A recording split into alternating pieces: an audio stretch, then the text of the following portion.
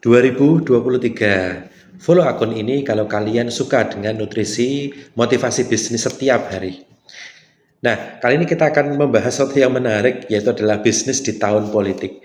Jadi, tahun ini, sekarang ini bulan Juni ya, atau kuartal kedua, akhir kuartal kedua, kita akan semakin dekat dengan momen politik.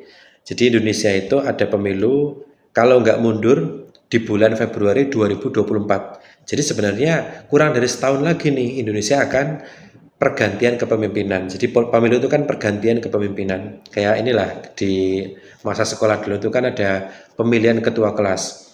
Cuman kalau dulu milih ketua kelas itu malah kita ini ya secara umum nggak mau gitu kan, malas jadi ketua kelas. Tapi kalau pemilu ini orang-orang berebut ya pengen jadi pemimpin. Nah, bisnis gimana sih memandang pemilu?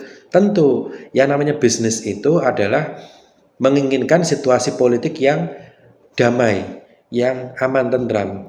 Karena situasi politik yang bergejolak, terlalu ribet gitu kan, itu tuh nggak bagus buat bisnis, nggak bagus buat investasi. Makanya setiap pebisnis sejati itu akan menginginkan pemilu yang damai. Jadi kalau ada pengusung atau mungkin fans dari pasangan calon yang memaksakan gitu kan, wah calonku jagoku harus jadi dan sebagainya, itu justru malah kurang disukai oleh pebisnis. Karena pebisnis itu lebih berpikirnya jangka panjang ya, tidak hanya sesaat. Tapi memang proses dari pemilu itu ya memang harus terjadi, harus kemudian adu gagasan, adu ide, semua demi kepentingan kita juga kan gitu.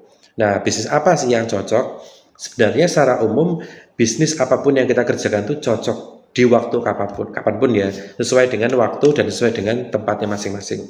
Seperti reguler biasa aja, cuman kayak misalnya apa namanya jasa konsultan politik, yaitu sekarang pasti baru ada job banyak kontrak gitu kan. Kemudian jasa marketing di sosial media untuk politik itu juga baru naik bisnisnya. Kemudian atribut merchandise untuk pasangan calon baik itu pemilu presiden ataupun pemilu legislatif itu semuanya juga baru naik. Nah, kira-kira itu kita melihat politik itu tetap dari cara pandang bisnis. Nah, mudah-mudahan juga kita bisa mendapatkan kenaikan ya traffic penjualan dari situasi politik ini. Kalau kalian suka dengan postingan ini, tap 2 kali dan makasih ya.